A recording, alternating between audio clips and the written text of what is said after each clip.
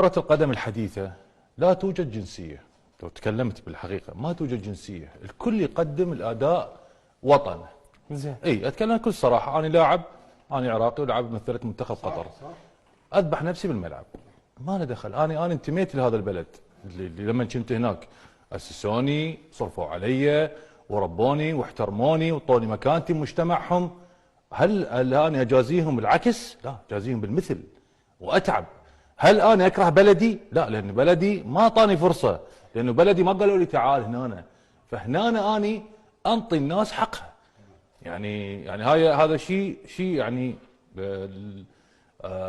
من أخلاقنا ومن تربيتنا احنا تعلمنا عليها كعراقيين يعني. لذلك هي مثل العمل، صارت كرة القدم هي عبارة عن احتراف.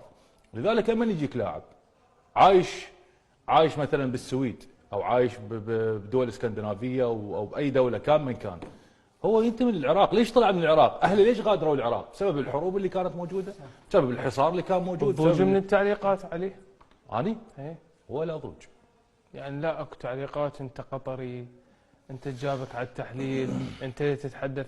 لا اكو مفردات، عفوا يعني علي، لا اكو مفردات تطرح بمواقع التواصل الاجتماعي وعلى اساسها مو والدك لعب وكان اول كابتن للمنتخبات في بطولات الخليج وقدم ما قدم، وكانما انت بالتحليل مرفوض او كتواجدك تحليلك على المنتخب العراقي مرفوض. ليش؟ انا بالعكس، انا افرح من اشوف التعليقات هوايه، سواء كانت سلبيه او ايجابيه.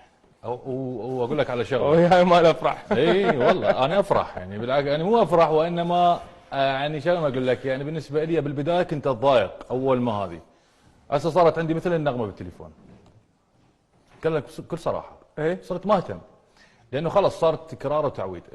احنا تكلمنا عن اللاعب انه ما له جنسيه، لكن في نفس الوقت هنا اكو نقاط مهمه. لا بس جاوب المحلل، لا اريدك ترد على هاي النقاط ايه؟ اللي انا دا اتحدث بيها.